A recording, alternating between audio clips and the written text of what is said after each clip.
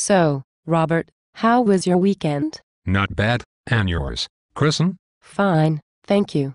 Now, about Mrs. Levinson's account. Friday I stayed home and got drunk while watching a James Bond marathon on TBS.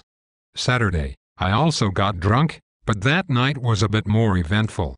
Would you like to hear about what I did Saturday night, Kristen? Well, Robert, I'd really like to get a jump on the Levinson account. Maybe later you can tell me about it. It's like 9 o'clock, right? I have had like maybe 5 or 6 shots worth of Jim Beam. I wasn't drunk, though. I had what I'd call a really good buzz going though, you know what I mean? Not really, Robert. Listen, I'm not sure I want to hear the rest of. But I hadn't been watching TV or anything. Instead, I'd just been drinking by myself on my back deck, in the dark. And? Why were you doing that?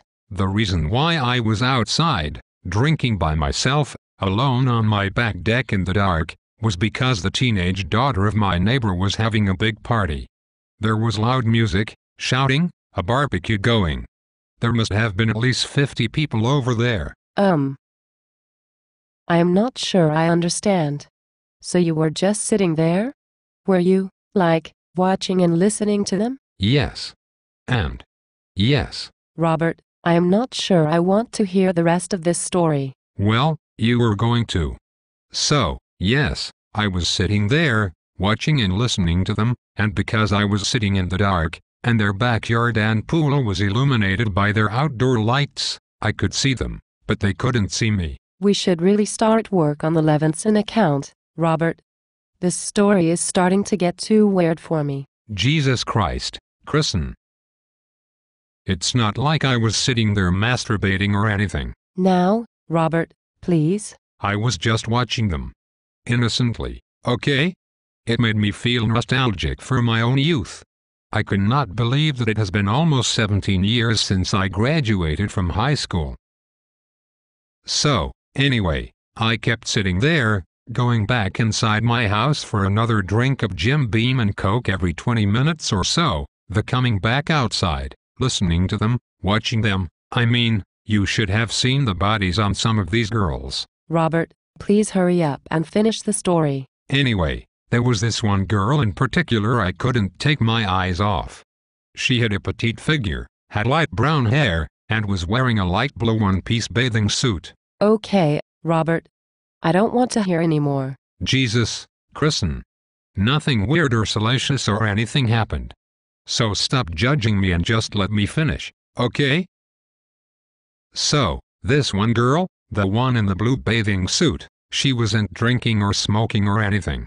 She was swimming and having a good time with her friends, but she wasn't, you know, indulging in anything. And people, mostly boys, kept trying to give her a beer or a joint, and she'd always refuse. I guess she was a designated driver or something, or else she just didn't like to drink. Right. So, it was a hot night, really warm, and on top of that all the booze I consumed made me feel warmer.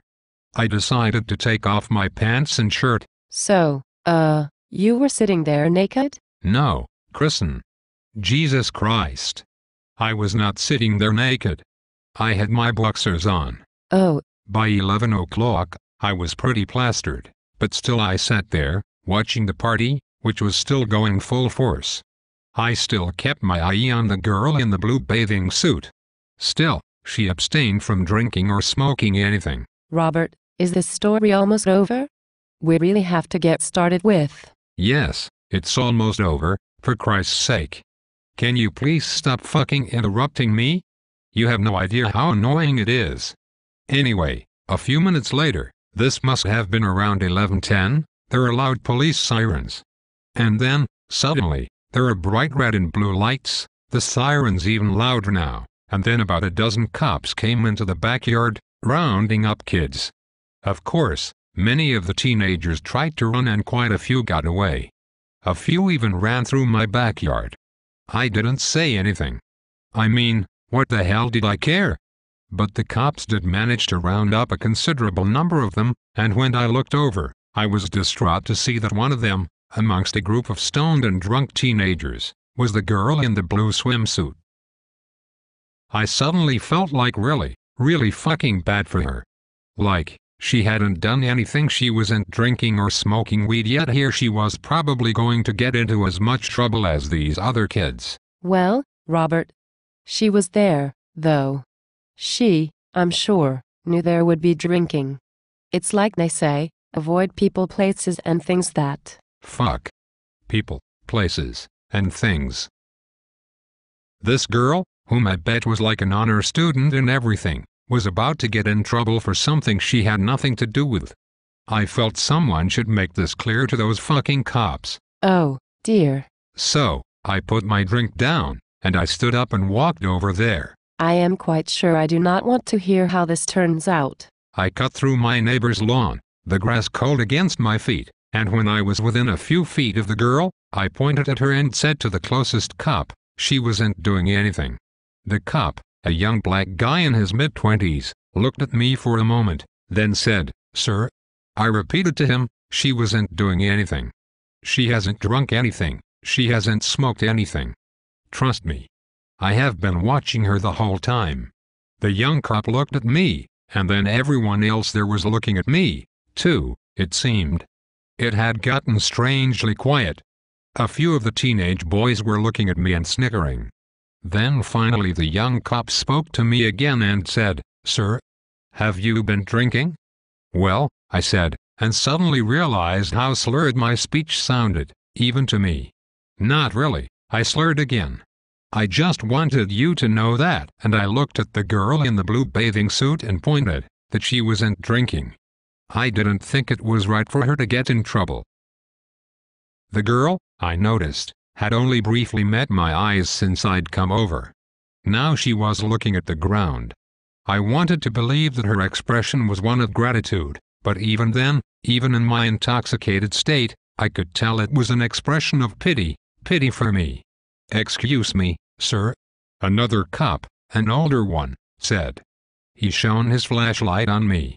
A bunch more of the boys and a few of the girls were laughing now. "Do you live around here?" he said. "Next door," I said. Then the older cop said, "And do you always get drunk and spy on your teenage neighbors' pool parties while dressed in nothing but your boxer shorts?" Now almost everyone was laughing. It hurt me to see that the girl in the blue swimsuit was having a hard time suppressing a smile as well. I felt utterly humiliated. The older cop told me to get home before he arrested me for indecent exposure. I turned around, ashamed at having made a fool of myself, and went home. Once there, I got dressed, made another drink, and sat in my living room, trying not to think of what a fool I made of myself. Well, Robert, that was quite a story. Maybe, you shouldn't drink so much. Maybe. But you know what?